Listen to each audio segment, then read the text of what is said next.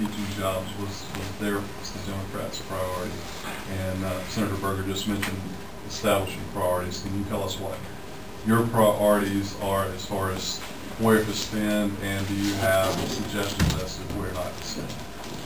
We will have this. We'll have specific items as we go along, as we did last year. Protecting students is the priority. Protecting students is the priority in education. Would you agree with that? I would agree. All right. There's no question that education is a priority, but the quality of education has got to be a priority as well. And the idea that that protecting teachers is necessarily protecting education is that's a component of it, but it's certainly not the whole basket. Especially when you realize that almost 50% of education dollars are not in the classroom. Yes, Mark? Just help me philosophically reconcile something. You all are here, and you're essentially calling the governor's budget a profligate budget. This is one that spends more than it is necessary. Others reacting to that same document have described it otherwise. You hear from public school systems, you hear from the community colleges, the university system, on and on, that should the governor's budget be enacted, it is indeed not a profligate budget, but one that would harm their core missions. Help me reconcile those two facts. Well, you can help us if you can help us reconcile it by how you describe the facts. If running up to this time period, every news article talked about draconian cuts, budget slashed, etc., then the people who react to the pieces of paper that's what they'll see. But if, on the other hand, they say, this is a slight this is a 2% increase over last year, that puts a totally different spin on it. Here in Wake County, we had a budget cut in the local school system, the draconian cut of $20 million. And I asked a few people, $20 million out of what? Is that a lot or a little? Well, $20 million out of $1.3 billion of what you wanted to spend is about a 1.5% cut. And they'd say, oh, well, my family, we cut 10%, or my business cut 20 or 25%. And you have to remember that it's people who are paying the bills. Unlike the federal government, we can't print money. So I'm relying on you. We are helpless without the press corps explaining the true fiscal situation of the state.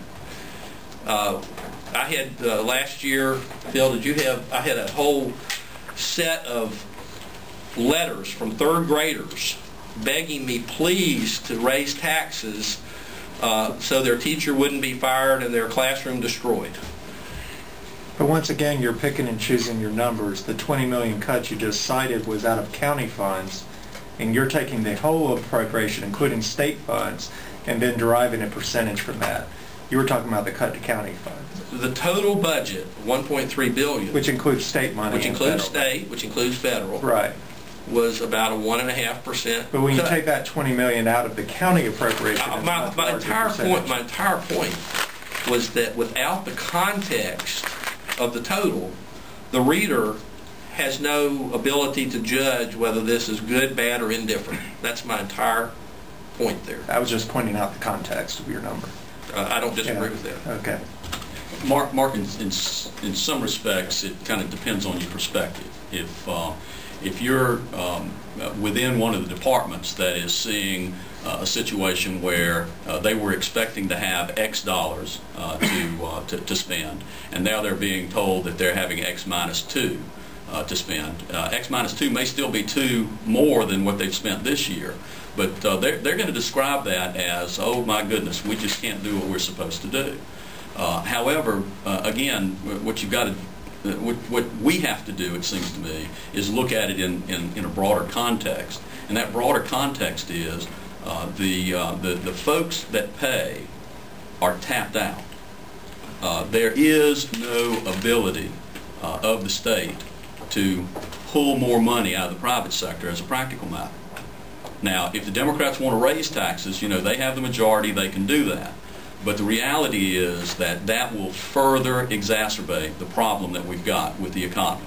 So what we've got to do is we've got to deal with the real numbers that exist, and we've got to find a way, just like families do, just like small businesses do, just like large businesses do if they want to stay in business.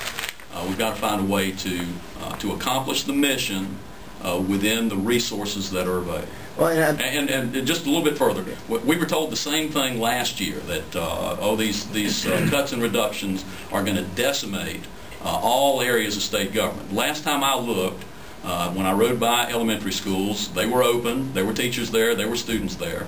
When I rode by the universities, the universities were open, there were students there, there were professors there, there were plenty of administrators there.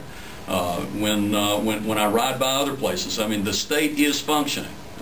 Now, granted, would you like to have a little bit more? Well, I don't know of anybody who wouldn't like to have a little bit more. But those are not the times that we're living in, and we've got to deal with that reality. Well, and I was just going to follow up. I mean, what's Rockingham Community College and the Rockingham Public Schools telling you? Are they saying, hey, we can take one more for the team, or they complaining? What Rockingham County Schools is telling me is they would like to have some flexibility.